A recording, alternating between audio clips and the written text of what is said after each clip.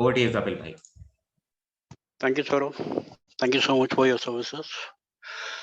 Hello दोस्तों, मेरा नाम कपिल है, मैं एक शराबी हूँ। हाय कपिल ईश्वर भाई। की भाई, ईश्वर की कृपा से यार आज के दिन मैंने किसी प्रकार का कोई नशा नहीं किया। और ये सब यार आप लोगों का सहयोग, आपका प्यार है, इस प्रोग्राम की ताकत है कि मैं मेरे जैसा हार्डकोर अल्कोहलिक और एक नशेबाज जो उस ऊंचाई तक चला गया था नशे के मामले में, जहाँ से मुझे लगता था वापस आना इम्पॉसिबल है, बट ये मेरा दिमाग कहता था।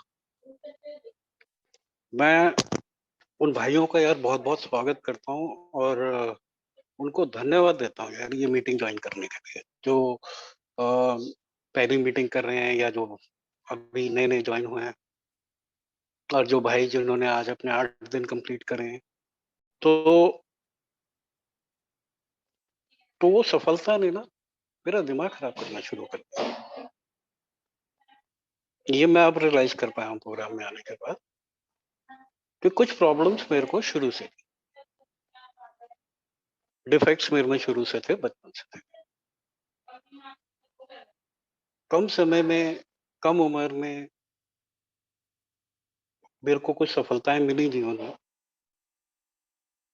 लोग मुझे पहचानने लगे थे, ना ही जिस शहर में मैं रहता था वहां के, बल्कि काफी दूसरे शहर के लोग भी मुझे पहचानने लगे थे। और उस समय अगर मैं सड़क पे निकलता था तो कुछ लोग मेरे को पहचान के जब हेलो करते थे, मेरे को बड़ा अच्छा लगता, मेरे से बात करते थे, मेरे को बड़ा अच्छा लगता।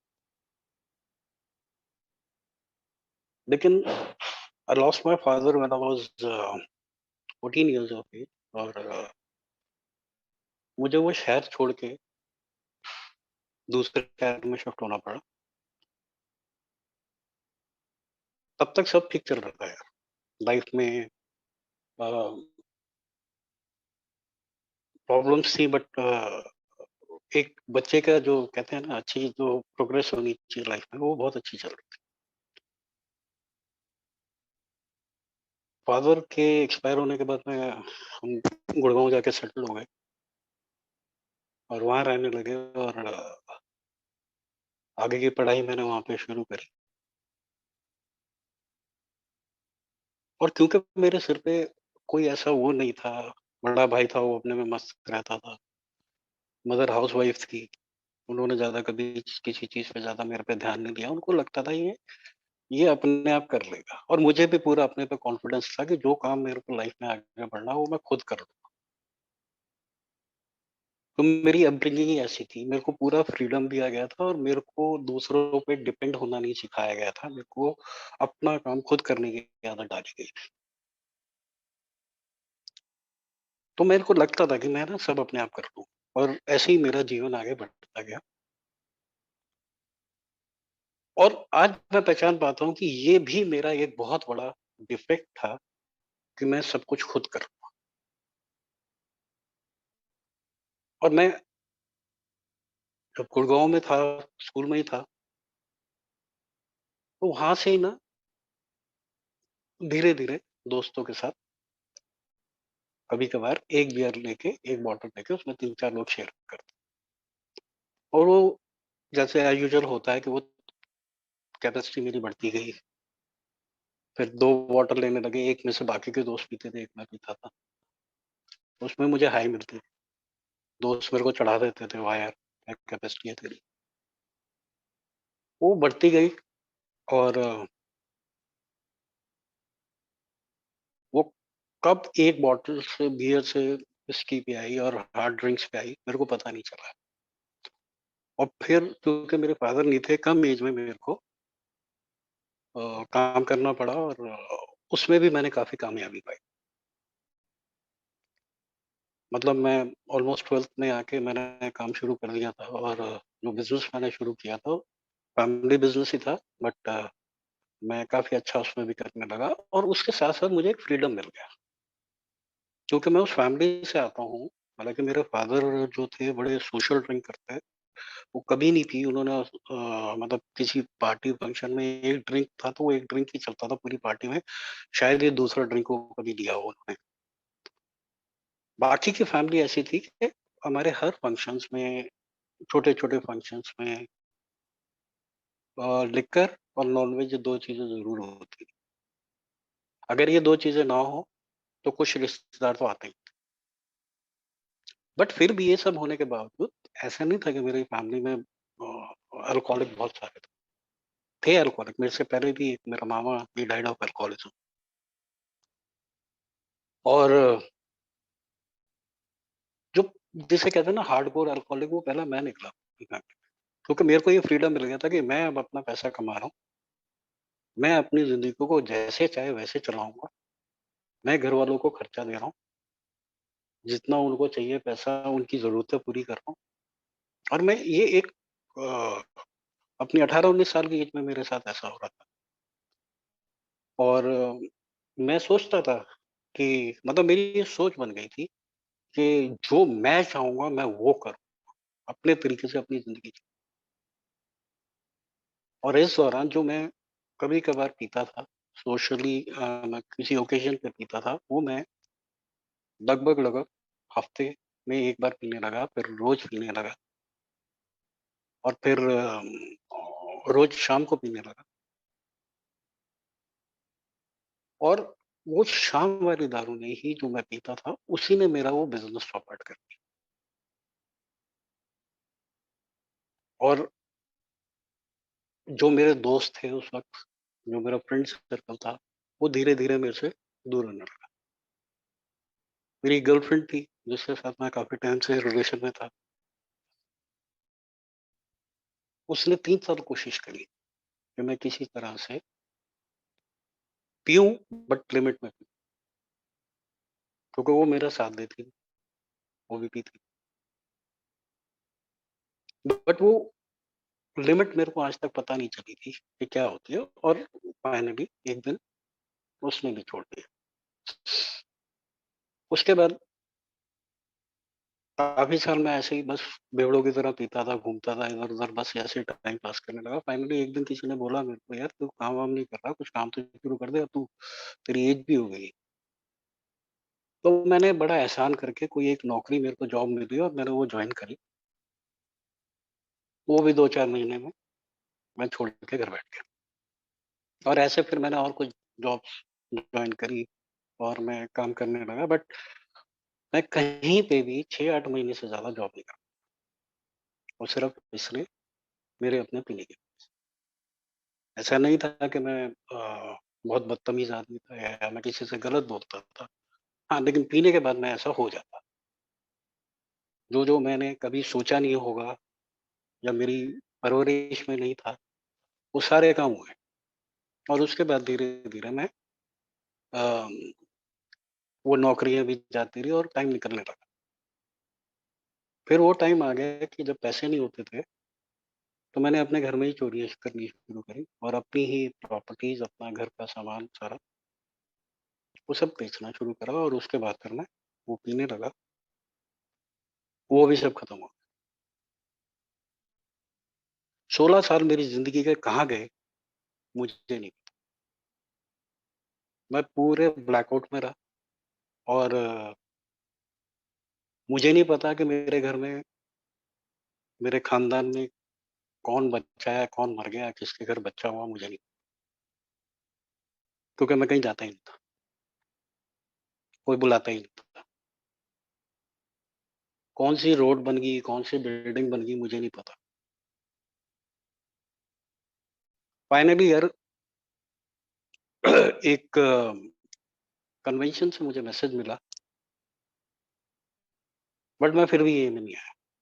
मैं उसके भी 2-3 साल के बाद मेरे अंकल आंटी मुझे पहली मीटिंग में देख गए और मैंने वहाँ पे पहली बार कोई एक ही मीटिंग अटेंड करी। मुझे पता था कि ये क्या है, थोड़ा पढ़ा लिखा था तो मैंने सारा सर्च कर लिया था एआई के बारे में नेट पे। और मैं सोचता था यार किसी के बोलने से शराब कैसे छूट जाएगी। अब ये भी मैं खुद ही सोच रहा हूँ और मैं फिर एक दिन फाइनली जब मेरे ख्याल से मैं 4 या 3-4 साल से खाली बैठा हुआ था और मैं ऐसी चोरियाँ कर रहा था और टोपियाँ पहना के पैसे का जुगाड़ करता था और मैं जब भी मेरे पैसे का होता था मैं पीता था। और फाइनली उसके बाद मैं मीटिंग्स में आया।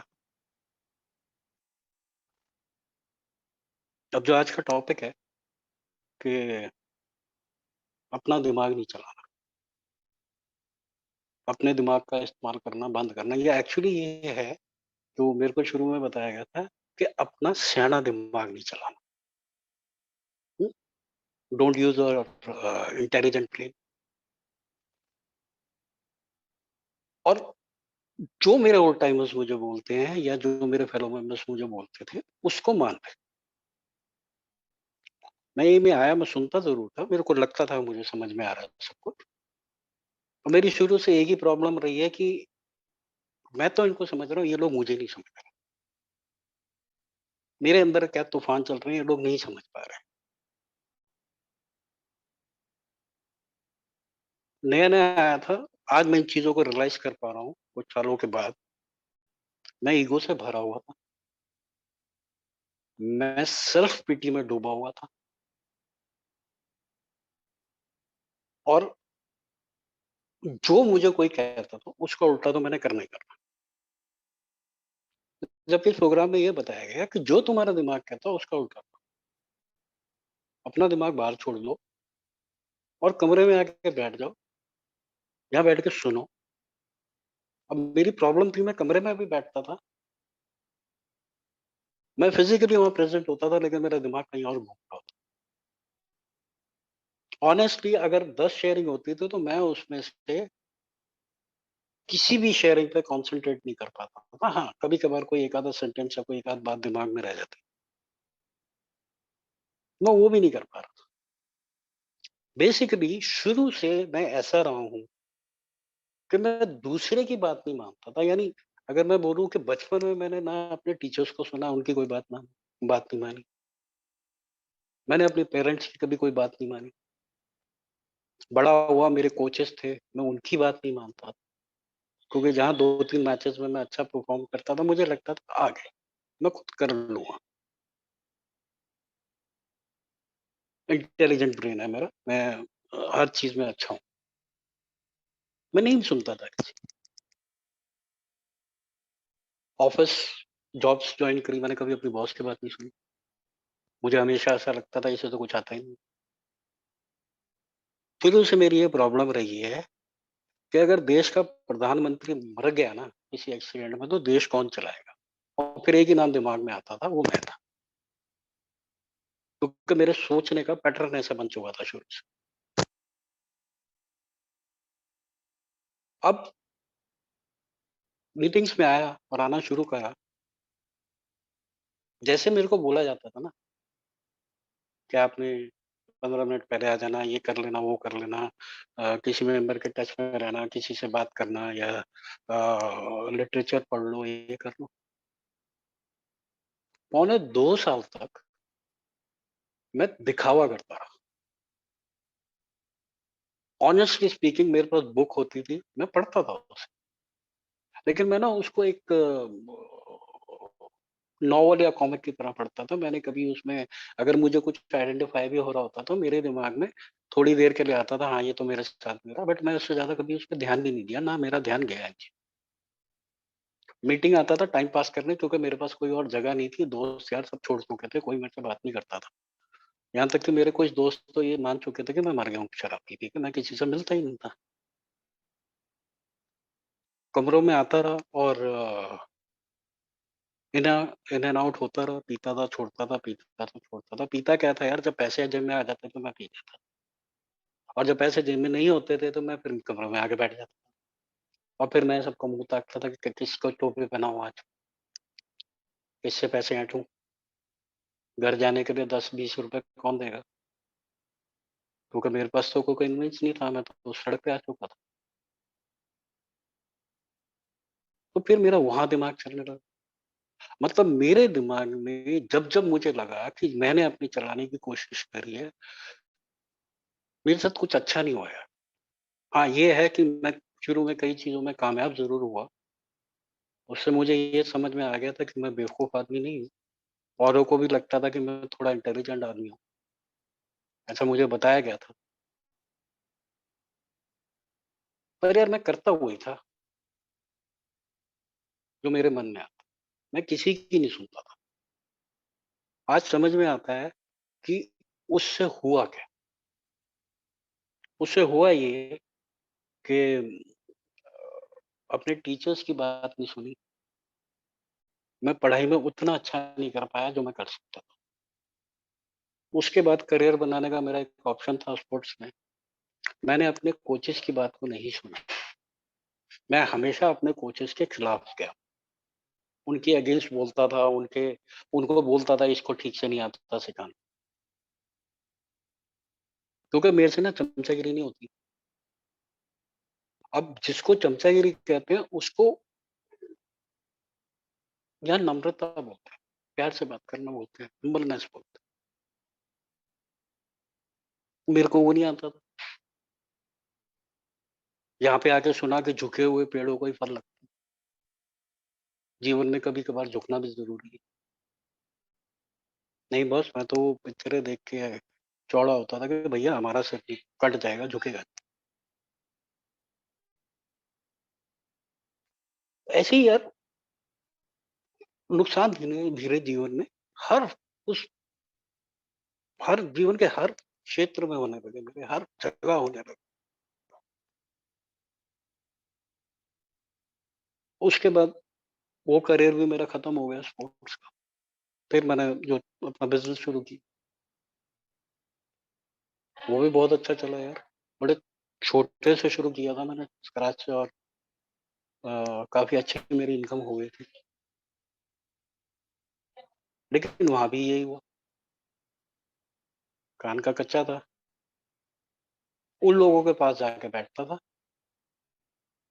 जो मेरे को चढ़ा देते थे और मेरे को बेवकूफ़ बना के मेरे से काम निकलवा लेते। मेरे में दिमाग ही नहीं था, मैं सोचता ही नहीं था, ये मेरे को टोपी पहना रहे हैं। मुझे लगता था मैं इनको टोपी पहना, उसका अल्टीमेटली रिज़ल्ट क्या हुआ, वो भी खत्म हो गया।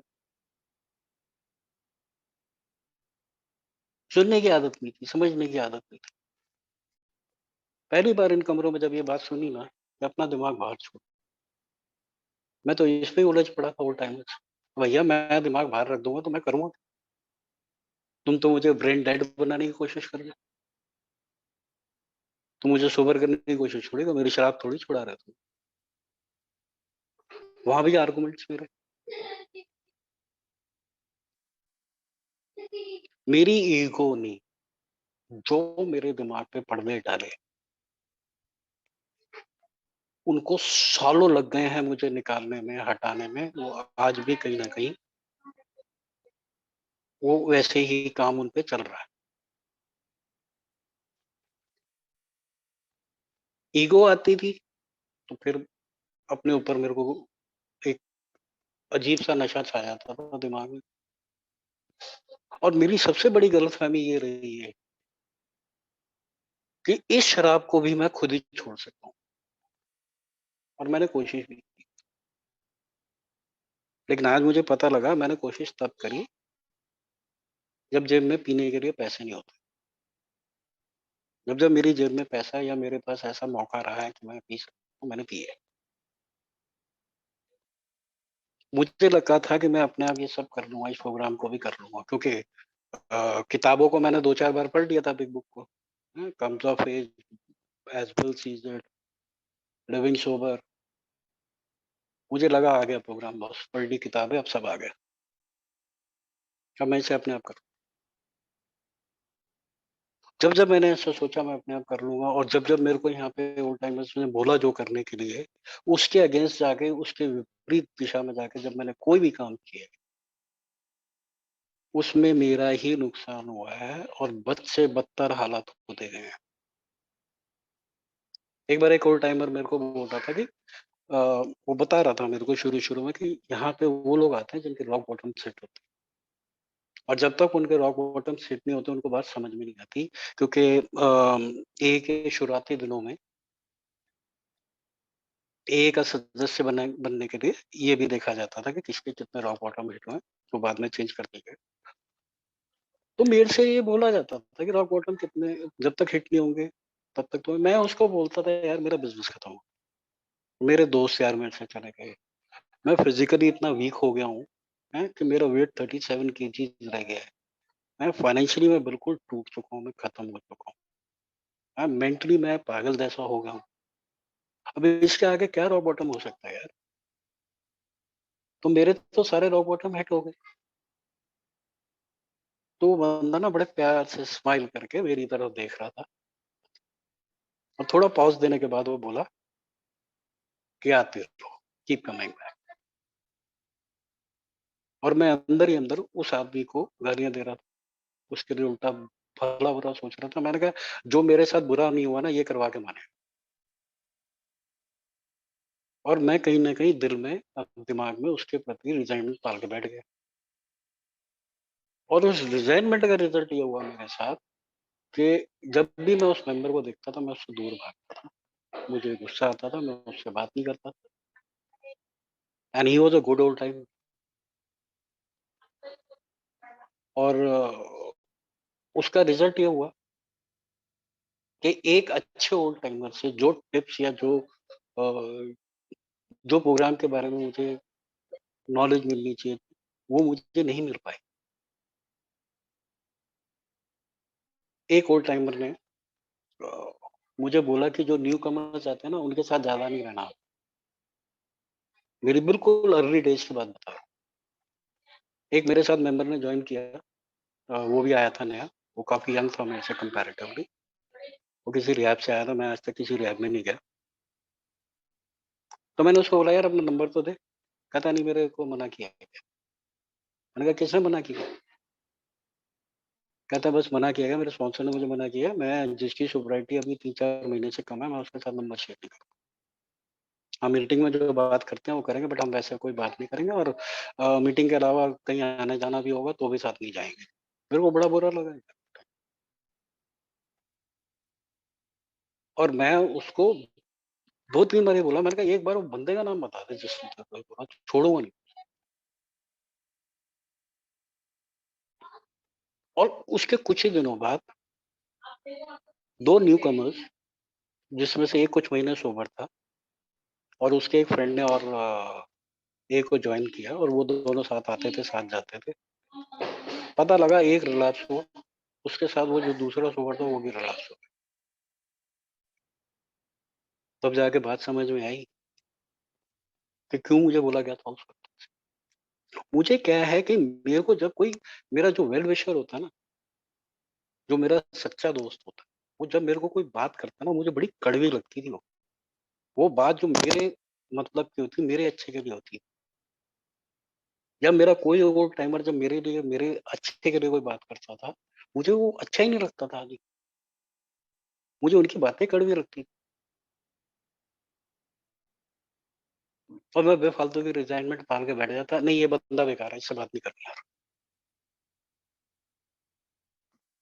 ऐसे पौने 2 साल चला और पौने 2 साल के बाद जब मैं थोड़ा टाइम रिकवरी में आया, तो उस ओल्ड टाइमर के साथ एक दिन फिर बैठ गए। मैंने कहा, "सर आप कह रहे थे रॉक बॉटम।" मैंने कहा, "ये देख लो, और क्या बुरा हो सकता है?" तो उसने मेरे को बोला, "3 मिनट में ईमानदारी से बता कि पिछले पौने 2 साल में तेरे साथ ऐसा क्या हुआ जो तेरे से मतलब पहले नहीं होता?" और मैं उसकी बात को सुन के ना, मैं सोच में पड़ गया और मेरे मुँह से कुछ नहीं निकला, मैंने उससे कुछ नहीं बोला, लेकिन मैंने वो पूरी रात सोचता रहा कि मेरे साथ क्या हुआ और मेरे को तब पता लगा कि जो मेरे साथ पूरी ज़िंदगी नहीं हुआ था, वो पौने 2 साल में हो गया। मेरे घर वाले मुझे छोड़ के चले गए, जो पहले छोड़ के नहीं गए थे। मैं भूखा मरने लगा, मेरे पास रोटी खाने को नहीं होती, मेरे पास आने-जाने के लिए कोई जगह नहीं थी, मेरे साथ कोई बैठता ही नहीं था, मेरा पड़ोसी नहीं बैठता था और जो बचा-खुचा घर में था, यानी कुछ बर्तन-वर्तन जो बचे थे, मैंने वो भी बेच दिए। मेरे पास एक टू व्हीलर था, मैंने वो भी बेच दिया। मेरे घर में पुराने ट्रंक पड़े थे, मैंने वो भी बेच दिए। मतलब मेरे साथ वो सब हुआ जो मैं पहले सोच भी नहीं सकता। और इसकी एक ही वजह थी कि मुझे लगता था मैं सब कर लूँगा और मैं किसी की सुनता नहीं था। आई यूज़ माय ब्रेन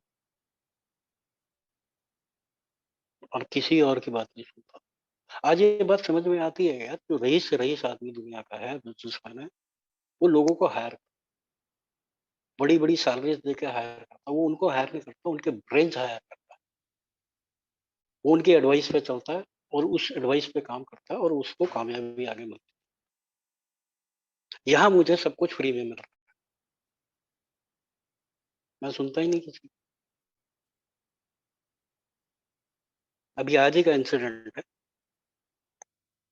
1 महीना पहले मेरे दाँत में दर्द हुआ और मैंने कुछ दवाइयाँ ले ली, जो मुझे पता थी। कुछ फैमिली मेंबर्स को कॉल किया, उन्होंने भी बोला, एक आध ने बता दी, एक आध गोली-वोली ये खा ले। वो मेरे को ना 15-20 दिन परेशान करता रहा और मेरे को सब बोलते रहे डॉक्टर को दिखा ले। मैं नहीं, नहीं ठीक हो जाएगा, ठीक हो जाएगा। मैं नहीं गया बॉस डॉक्टर और वो कुछ ना कुछ मैं उल्टा-सीधा करता रहा, घरेलू इलाज ये वो और मेरे ख्याल 2-4 हज़ार की दवाई तो खा ही गया हूँ, अपने आप लेके। डॉक्टर के पास नहीं गया, लेकिन वो ठीक भी हो गया। रात को 1 बजे मेरे दाँत में ऐसा दर्द उठा, कि मैं सारी रात नहीं सोया और अपने आप को कोसता रहा कि किसी एक की बात भी मैंने मान ली होती ना, डॉक्टर के पास चला जाता तो जो होना था, जो वो हो जाता। मैं उससे ज़्यादा पैसे खर्च कर चुका हूँ, मैं उससे ज़्यादा दर्द बर्दाश्त कर चुका हूँ, जितनी मेरे को अगर मैं डॉक्टर के पास जाता ठीक है। आदत नहीं है ना, आज भी इतने सालों के बाद भी वही प्रॉब्लम है मेरे साथ। अपना सयाना दिमाग चला और किसी की मत सुन। मैं जब ए में आया था, मैं एक जो मेरी पहली शेयरिंग थी दिल्ली में, मुक्तिदान पंजाबी बाग ग्रुप, उसका एक पार्ट बताता हूँ, वो शेयर करता हूँ। एक बार मेरे एक ट्रेनिंग प्रोग्राम में एक हमारे ट्रेनर ने हमको मेरे ख्याल 20-25 लोग थे, उस एक क्वेश्चन पूछा था कि अगर जीवन में कभी ऐसे कोई वो वक़्त आ जाए कि आप सोचो कि आप किसी जंगल में जा रहे हो और आपको वो जंगल क्रॉस करना है और चलते-चलते रास्ते में एक ऐसी जगह आती है जहाँ पे चारों तरफ पहाड़ है और उसके बीच में दलदल है और उस जगह को क्रॉस करने का कोई रास्ता नहीं है सिवाय उस दलदल के बीच में से जाना, होके जाना। तो आप बताओ उसको कैसे क्रॉस करें? कोई बोल रहा है सर उड़ के जाएँगे, कोई बोलता है टार्ज़न बन जाएँगे सर, एक डाल से दूसरी डाल पे लटक के चले जाएँगे। कोई बोला सर हेलीकॉप्टर में चले जाएँ, मतलब अलग-अलग जवाब। वो हँसता रहा लेकिन उसने एंड में जो जवाब दिया, वो कहता है ऐसे पॉसिबल नहीं है, ऐसे आप जा ही नहीं सकते, जैसे आप बता रहे हैं। उसने आखिरी में जवाब दिया कि कुछ ऐसे लोग थे जिन्होंने इसको पहले पार किया है। अब बताओ कैसे करोगे? फिर वही, कोई कुछ बोल रहा था, कोई कुछ बोल रहा था। Literally he gave us 15 minutes, 15-20 minutes कि आप अपने आंसर बताओ और कोई बेकार की बातें करते रहे, कोई जवाब नहीं दिया। और जो उसने आंसर दिया, वो ये था कि जिन लोगों ने पहले पार किया था उस दलदल को, वहाँ पे उनके पैरों के निशान हैं और तुम्हें उसे पार करने के लिए उन पैरों के निशानों पे ही पैर रख के आगे जाना है, यानी फॉलो द फुटप्रिंट्स।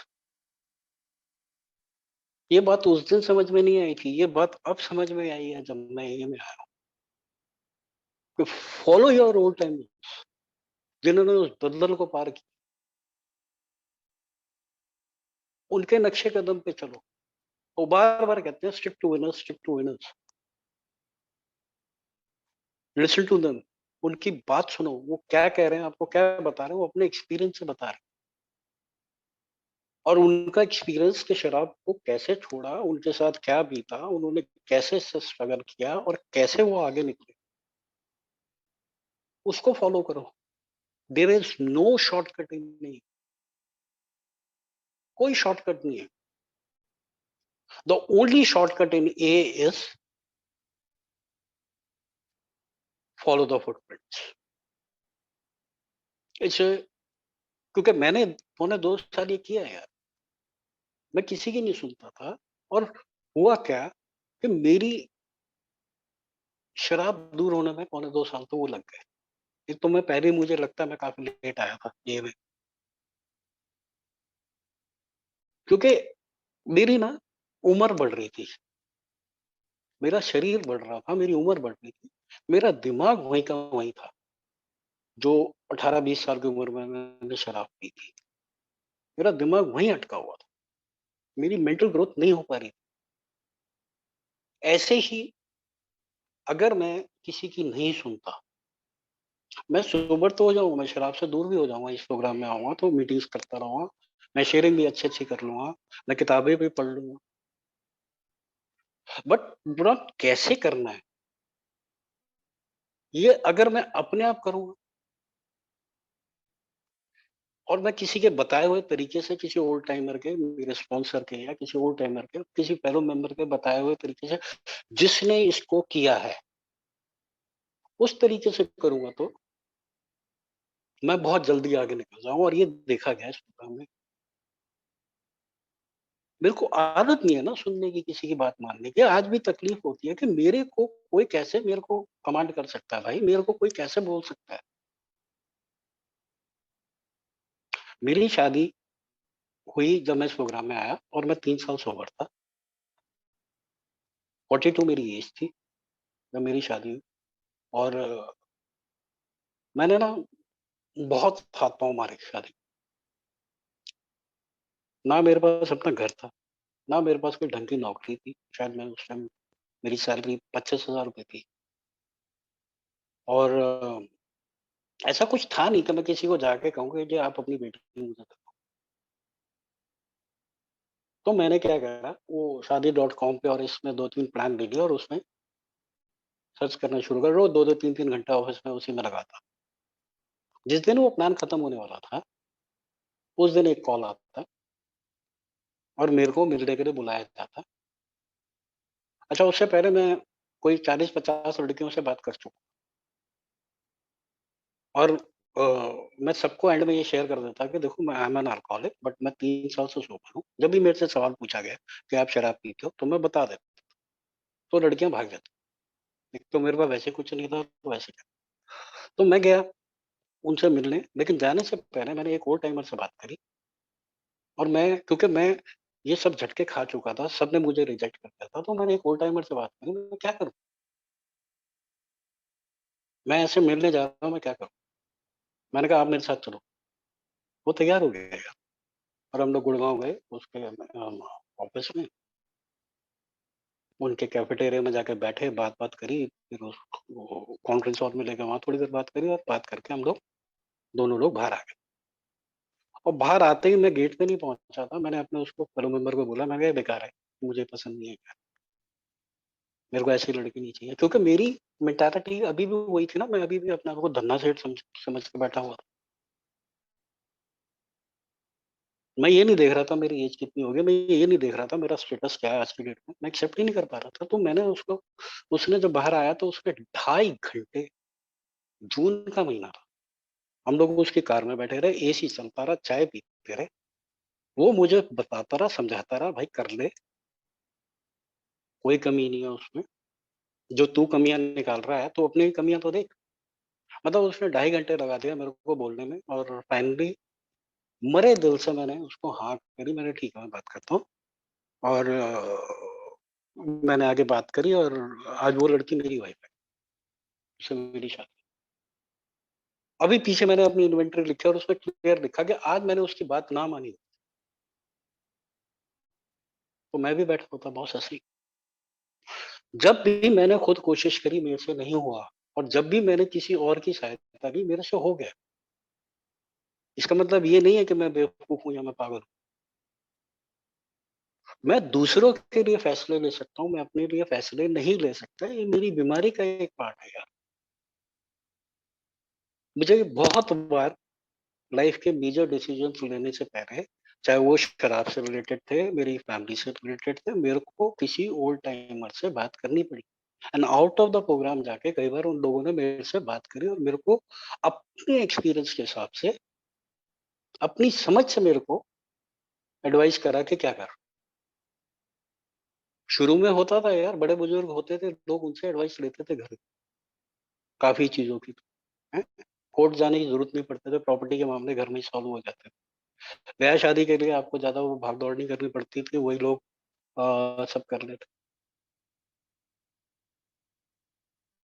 ऑफिस में बॉस होता है, वो जो मेरे से सीनियर होता है, जो मेरे से ज्यादा एक्सपीरियंस होता है, क्वालिफाइड होता है।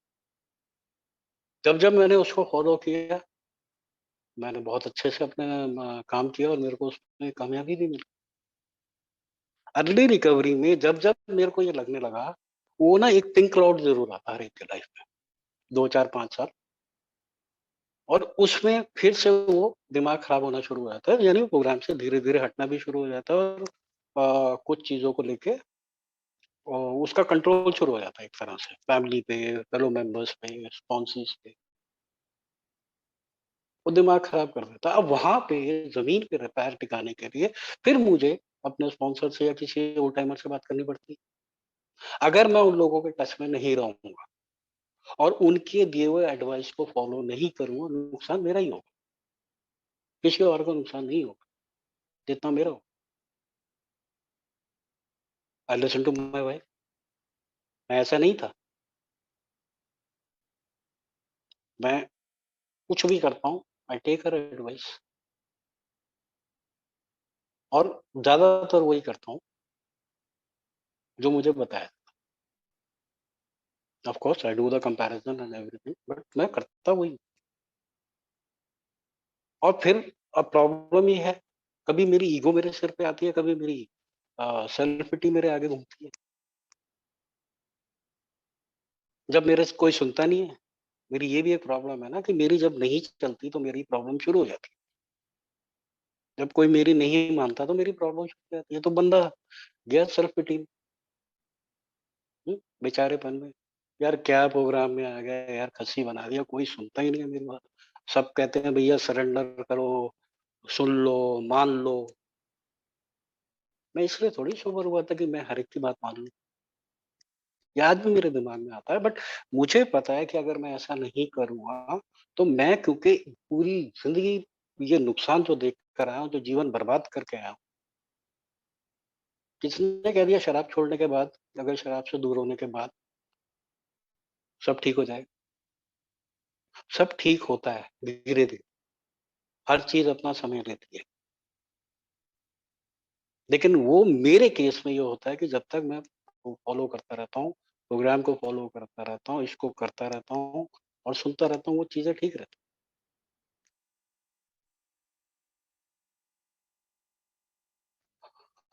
मेरी एक और प्रॉब्लम बहुत बड़ी है यार, आर्गुमेंट्स। मैं हर चीज पे आर्गुमेंट करता हूँ, हर चीज पे जस्टिफिकेशन देता हूँ अपनी,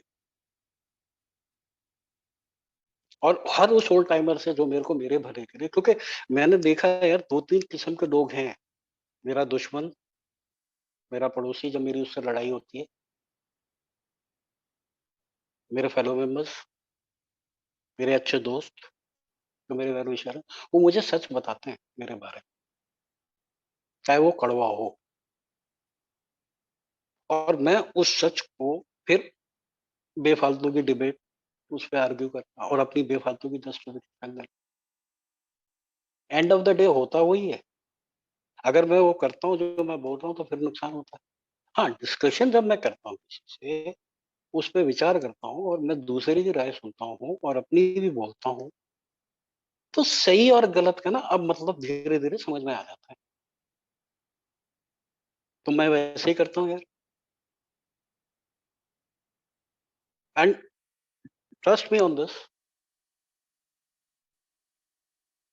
9 आउट ऑफ 10 टाइम्स मैं जो करने की कोशिश करता हूँ बिना किसी के पूछे या बिना किसी से बात किए, आई मेक अ मिस्टेक, वो गलत ही होता है।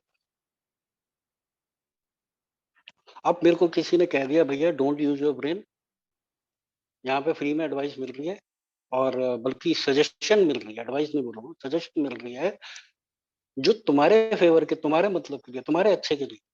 नहीं यार, साइकियाट्रिस्ट ठीक है, ये क्या है, वो क्वालिफाइड है बॉस। वहाँ 2,000 रुपये घंटे के देके मैं जाऊंगा, इसकी नहीं सुनूंगा, जिसके अपने एक्सपीरियंसेस है लाइफ, और जिसने जो जो अपने एक्सपीरियंसेस मेरे से शेयर करता है यार, ए में ना कोई किसी से गलत नहीं बोलता, कोई गलत किसी को सजेस्ट नहीं करता, अपने दिमाग के हिसाब से, अपनी सोच के हिसाब से वो उसे एडवाइस करता है, सजेस्ट करता है।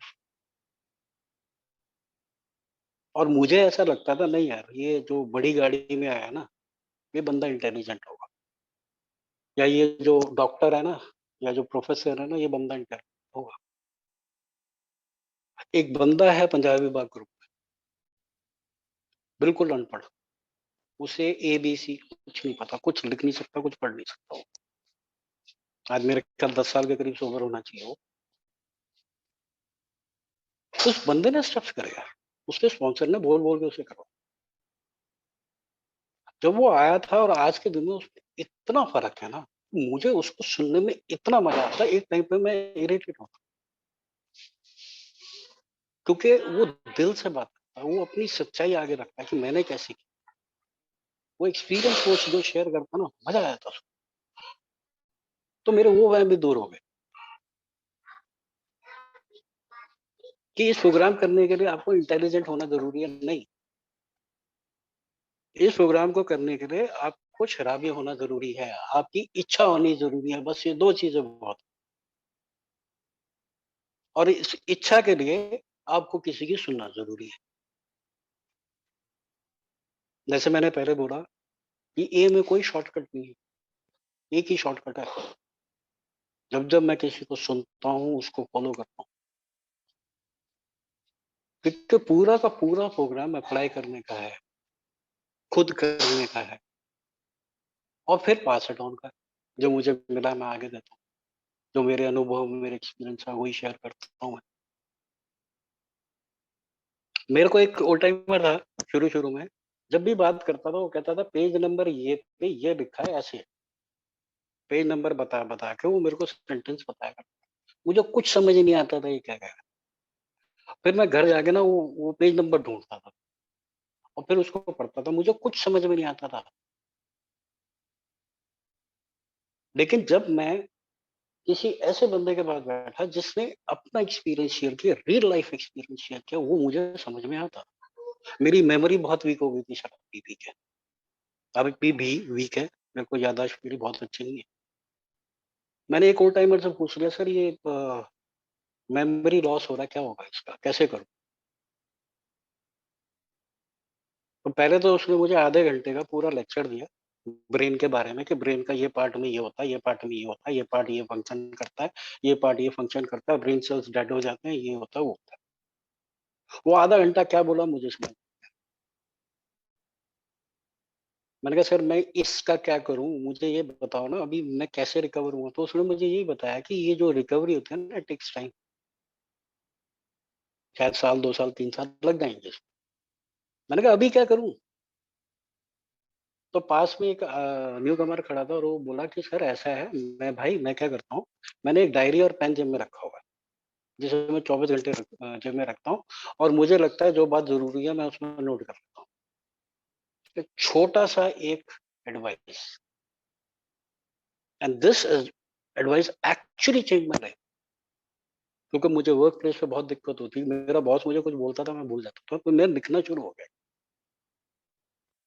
और वो लिखने की आदत जब मैं स्टेप्स करने लगा, बड़ी काम आई।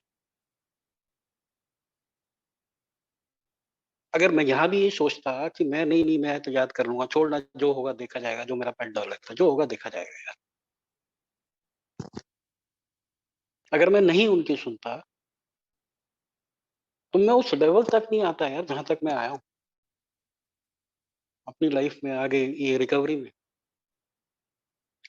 में मेरी शादी हुई, रिकवरी में मुझे नौकरी मिली, उस नौकरी में मैंने जैसे जैसे तरक्की करी, हैं, जो आदमी फटे जूते पहन के आया था, जो आदमी फटे कपड़े पहन के आया था, मटेरियल चीज़ों की बात नहीं होती, बट ये भी रिकवरी का एक पार्ट है। कपिल भाई टाइम चेक।